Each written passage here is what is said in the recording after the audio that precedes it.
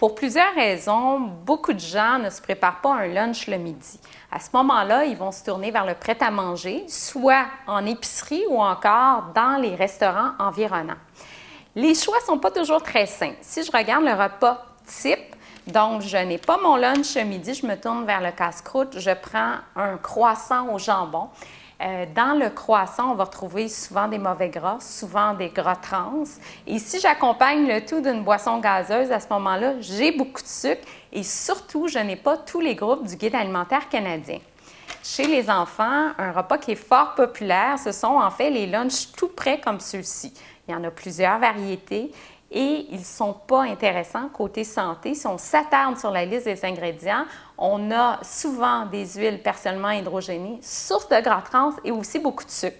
Dans ce cas-ci, par exemple, j'ai des craquelins, un petit peu de jambon, un petit peu de fromage et une fameuse friandise chocolatée. Ce n'est pas un lunch complet et si ça plaît au goût des enfants, je pense que les parents devraient surveiller de près la liste d'ingrédients et le tableau d'informations nutritionnelles avant de se tourner vers ce type de choix-là. Chez les adolescents, ce qui est fort populaire également, ce sont les nouilles sèches qu'il suffit de réhydrater. La liste d'ingrédients peut alléchante aussi, tout comme le tableau d'informations nutritionnelles et je m'attarde spécifiquement au sodium. On y présente la valeur en sodium pour un demi-paquet. Bon, on s'entend qu'on mange le paquet au complet.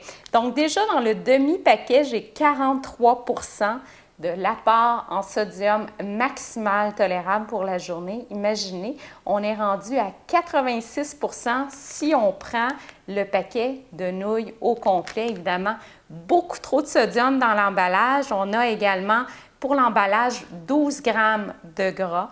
Donc, 12 grammes de gras, c'est l'équivalent de 3 petits carrés de beurre ou de margarine. Donc, il commence à avoir pas mal de gras et ça ne se tient pas très longtemps. Puis, on s'entend que c'est loin du Guide alimentaire canadien.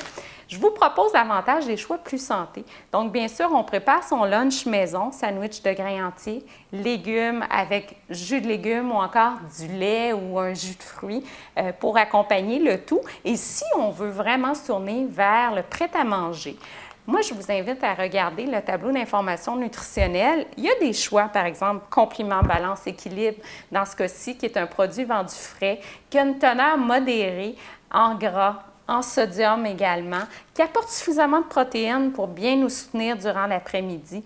Lisez le tableau d'informations nutritionnelles, que ce soit dans le rayon des plats surgelés tout prêts ou encore des plats frais comme celui-ci.